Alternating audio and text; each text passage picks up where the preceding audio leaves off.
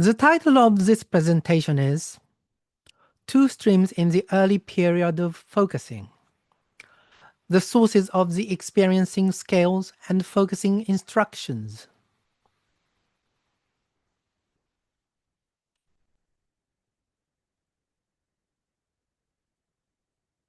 Section 1.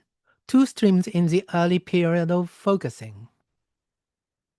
Eugene Gendlin gained prominence as a staff member at the University of Chicago Counseling Center and as director of the Schizophrenia Treatment Project at the University of Wisconsin.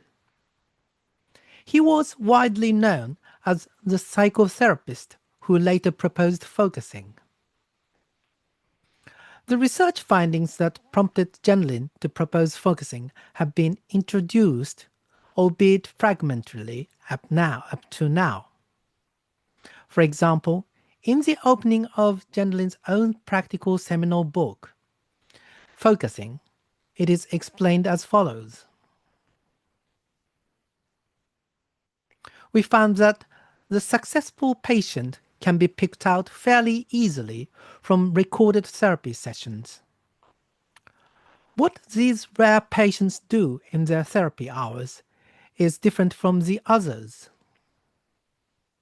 We found that it is not the therapist's technique differences, nor does the difference lie in what the patients talk about. The difference is in how they talk. One fact that disturbed us the most in those research studies was that patients who did the crucial thing inside themselves could be picked out in the first two therapy sessions. We found we could predict success or failure right from the start just by analyzing the early interviews.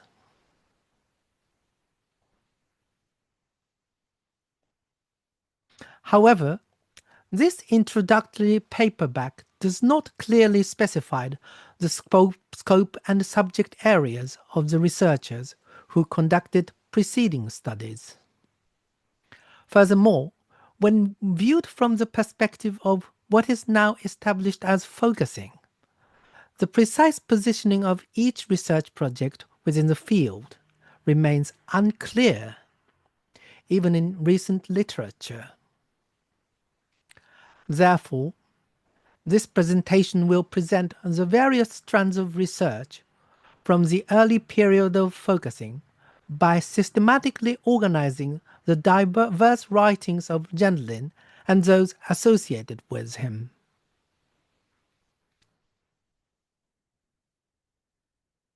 I would like to briefly outline the perspective of this presentation in advance. Gendlin participated from the outset in a leading role in the research concerning how clients talk. However, he did not initially participate in the research concerning the predictability of therapy failure for certain types of clients, and moreover, he initially resisted the latter research findings. Therefore, this presentation argued that these two research streams should be distinguished and their relationship re-examined. Specifically, which aspect of current focusing are supported by each stream.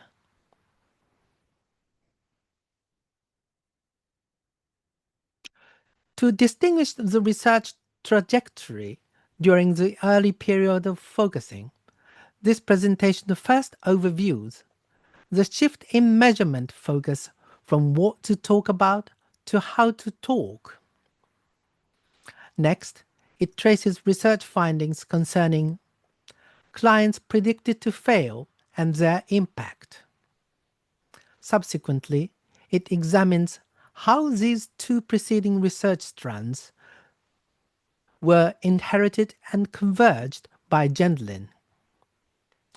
This leads to a final proposal, a reinterpretation of the research trajectory from Rogers through Gendlin's senior researchers to Gendlin himself.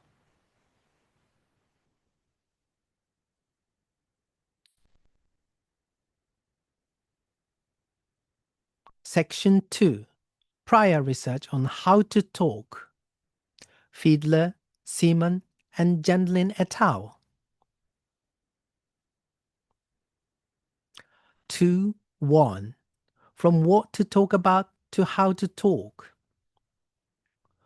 The shift in measurement focuses from what to how was first introduced in the research Counselor Ratings of Process and Outcome in Client-Centered Therapy, presented by Gendlin and Jenny at the American Psychological Association in 1956.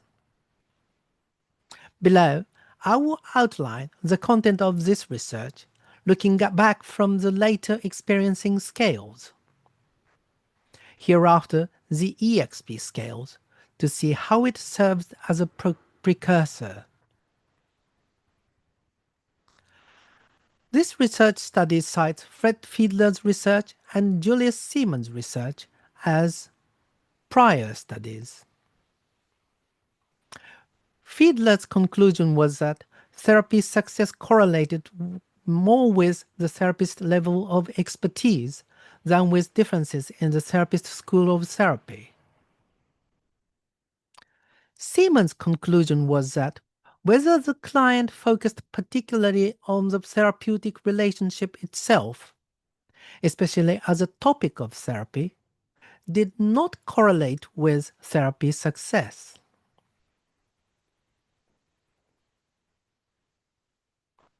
In the 1956 research, the items not correlated with therapy success were whether the client particularly focused on the therapeutic relationship and whether they discussed past events or not.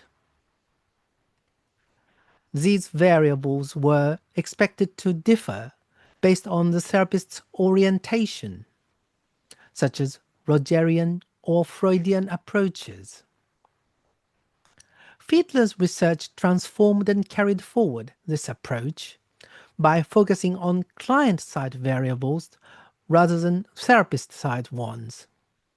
And Seaman's results were replicated. These variables that were not correlated with success were those related to what the clients talk about.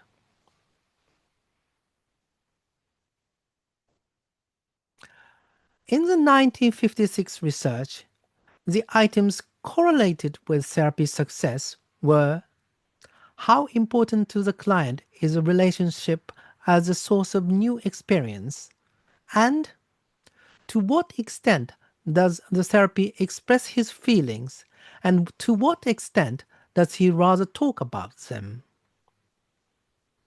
This scale differentiates direct expression from report about one's feelings.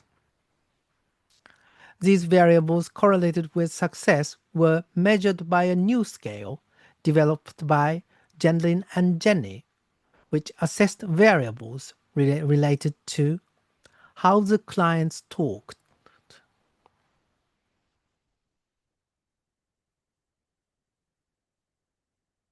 2.2.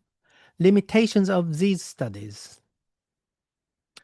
The 1956 academic presentation cited above was based on a theoretical paper published the previous year as a discussion paper at the University of Chicago Counseling Center. This paper proposed the hypothesis that various variables other than the content of the client's talk should be considered. In this sense, it is pioneering. However, this paper from a year ago also has its shortcomings. It posits that as therapy progresses, the client's experiencing will naturally shift from being structure-bound to in process. Compared to today's stance on focusing, this view is relatively naive and optimistic. This is because it does not anticipate situations where failure is predicted for certain types of clients in Rogerian therapy.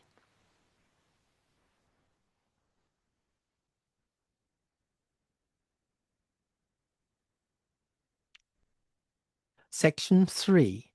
Research on clients predicted to fail. Kertner's study and its impact. 3.1. The conventional way Kertner has been introduced. A separate line of research, distinct from the one outlined in Section 2 in this presentation, was being pursued within the University of Chicago by another Rogerian researcher. This research, led by William Kertner, focused on the idea that failure is predictable for certain types of clients in Rogerian therapy. Gendlin's recollection of Kertner was already mentioned in Campbell Purton's 2004 book and Rob Parker's 2014 article. However, no literature has detailed the impact Kertner's research had within the Rogerian community. This presentation argues that Kertner's research constitutes prior research on focusing instructions. This is because the EXP scale measures how clients talk, and as discussed in section 2, its origins lie in research led by Gendlin before Kertner's findings. Furthermore, Gendlin's research was not initially conceived with the assumption that there would be clients for whom failure was predicted.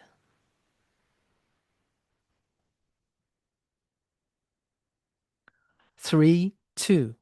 Details of Kertner's research. William Kertner can be considered Gendlin's so-called senior researchers in the sense that he was a student of Carl Rogers. Kertner submitted his master's thesis, Success and Failure in Client-Centered Therapy as a Function of Personality Variables, to the University of Chicago's Human Development Committee in 1955. 3 years later, the main part of his thesis was published in a journal on psychotherapy, co-authored with his collaborator, Desmond Cartwright.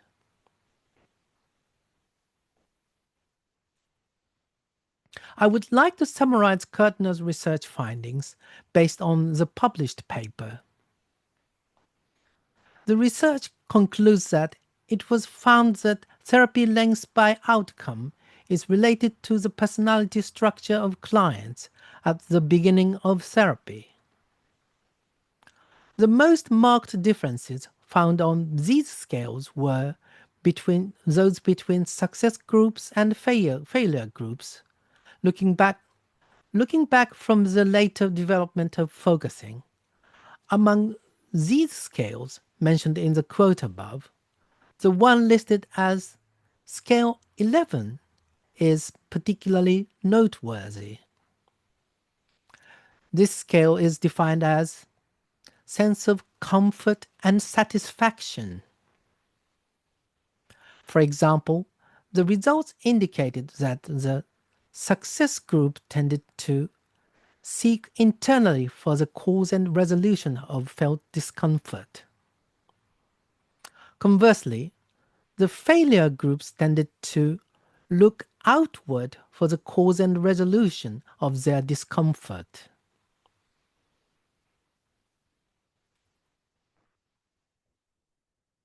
Let me illustrate tendencies of groups that fail using a specific example from today's psychotherapy book. In a paperback published in 1995, Akira Ikemi cites the following therapeutic client therapist-client dialogue as an example of cases where self-understanding does not deepen. When the therapist asks a client who suddenly couldn't go on a trip with her boyfriend because he cancelled, "How do you feel about that?" She responds, "Feel? I just think that's a terrible way to put it." When the therapist then asks her about his excuse for the sudden cancellation, "How do you feel about him making excuses?" She says, "Don't you just think it's sneaky?" Ikemi cites the example above solely as a preface to explain the EXP scale.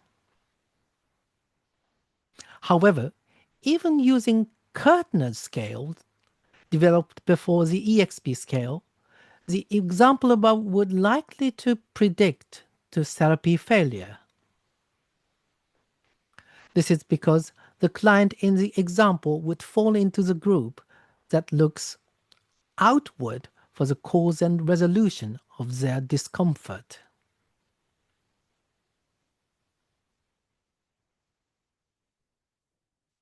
Later, Gendlin identified two ineffective modes in psychotherapy: intellectualizing and externalizing.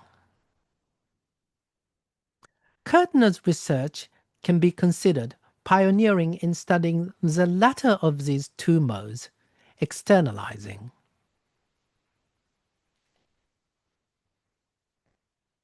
3.3. The impact of Kertner's research. Rogers and Gendlin's respective reactions.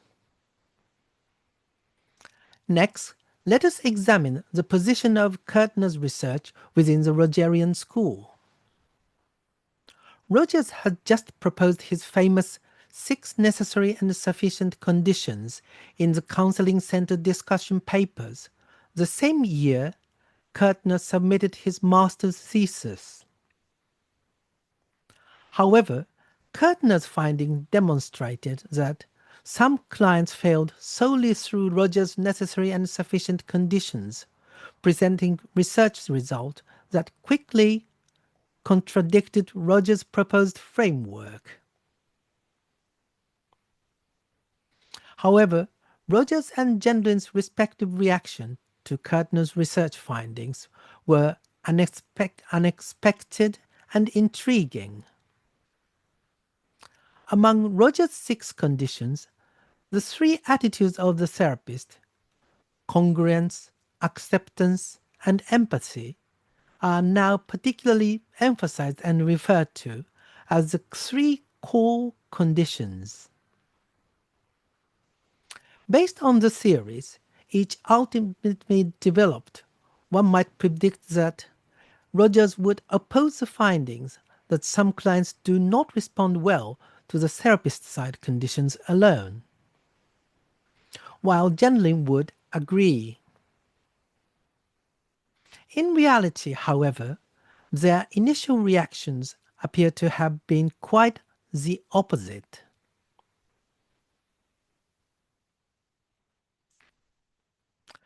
The year after Kertner submitted his master's thesis, Gendlin later recalled the following incident at the University of Chicago Counseling Center. In 1956, when Kertner distributed his study, the center staff was outraged. "We could not believe that we worked with some clients in a way that was failure predicted from the first few interviews. Surely there must be an error in this study," we declared. Gendlin and other staff couldn't believe it when they were confronted with data suggesting that continuing interviews wouldn't change the results. This was because Gendlin hadn't been involved in the research from the start, making Kertner's findings unexpected.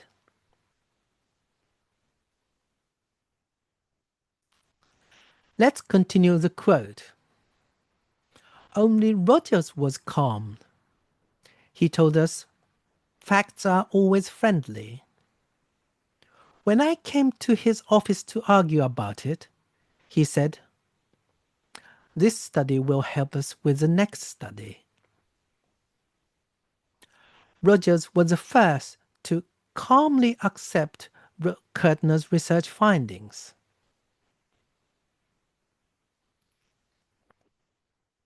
However, judging by Rogers' published paper, this impression is not apparent.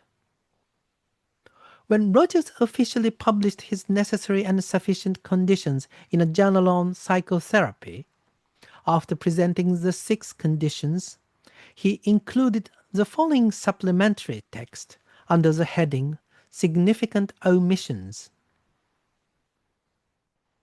It is not stated that these conditions apply to one type of client and that other clients and that other conditions are necessary to bring about psychotherapeutic change with other types of client. However, Kertner's problem presentation was the nature that different client types require different conditions to achieve therapeutic results.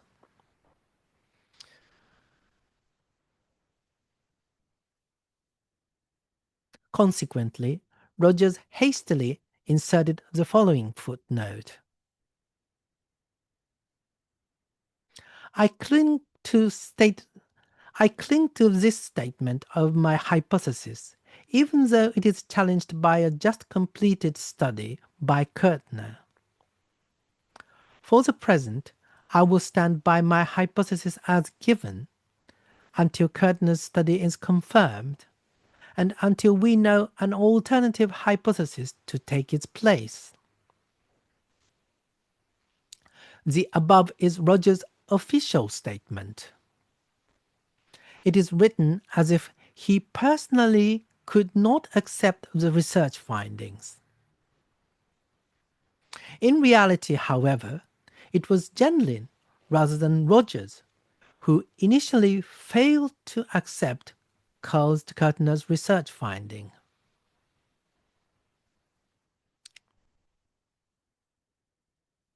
Let's continue the quote from Genlin's recollection of Kertner. As I was leaving and we stood in the doorway, he put his hand on my shoulder for emphasis and said, look, maybe you will be the one to discover how to go on from this. He meant me only as an example, but I may have helped hurt him on a deeper level. Rather, it was Rogers who encouraged Genlin to look for the client's conditions.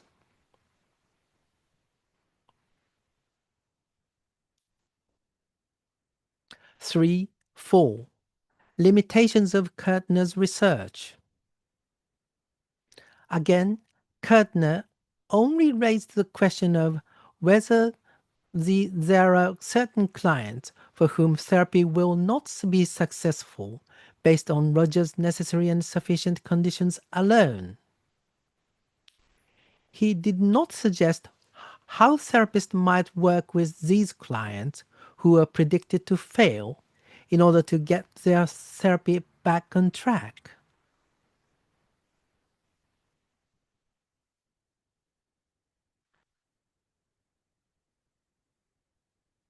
Section 4. The convergence of 2 research streams. Research on what to talk about, which showed no correlation with therapy success, concluded as discussion in Section 2 of this presentation. Subsequent research focused exclusively on how to talk, which did correlate with therapy success. The distinction between expressing and reporting feelings, raised in Section 2, was later incorporated into the level of the EXP scales. In Genlin's bibliography compiled by Franz Depistele, the term experiencing scale first appears in the title of Gendlin and Tomlinson's 1960 manuscript, written after his move to the University of Wisconsin. This was refined and reached completion as the experiencing scale in Klein et al. 1969. On the other hand, it seems to have taken Gendlin some time to respond with a solution to the issues raised by Kertner, discussed in section 3 of this presentation. Gendlin submitted his doctoral dissertation to the Department of Philosophy at the University of Chicago before moving to the University of Wisconsin. However, despite mentioning Fiedler and Seaman, Kertner's name does not appear once in this dissertation. As an outcome of the Wisconsin project, Gendlin authored and published his renowned paper, A Theory of Personality Change.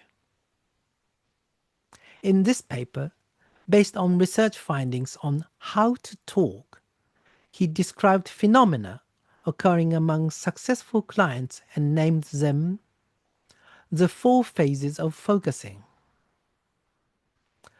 The phases are 1. Direct reference in psychotherapy, 2. Unfolding, 3. Global application, and 4. Referent movement. Furthermore, he argues that therapy succeeds only when these 4 phases occur within the client as the self-propelled feeling process. In this sense, Gendlin finally began to address Kertner's question by articulating the client-side conditions necessary for psychotherapy to succeed. It can be said that the 2 streams of the early development of focusing converged in this paper. As the next step, Gendlin began work on a focusing manual to assist speakers who had difficulty experiencing the 4 phases of focusing. In other words, it was one solution to the problem of how to get clients for whom therapy failure was predicted back on track. However, the manual at the stage described by Gendlin et al. 1968 was still merely a list of very mechanical and automatic instructions, such as you pay attention to the whole feeling of it after 30 seconds and keep following one feeling after 1 minute. Improvements were made to this, leading to the subsequent development of the focusing instructions. In other words, the 6 steps or focusing short form.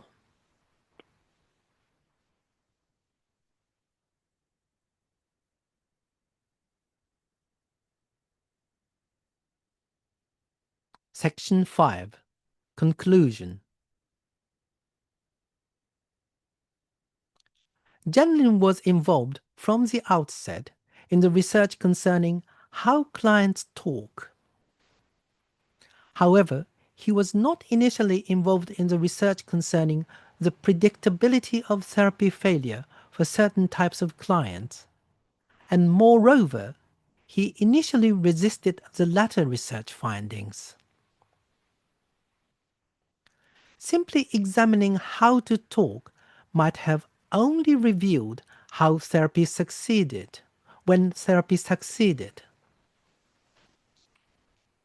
it was precisely because of Kertner's prior research that Genling could propose the focusing instructions as one solution for working with certain clients who were thought to be unresponsive to therapy.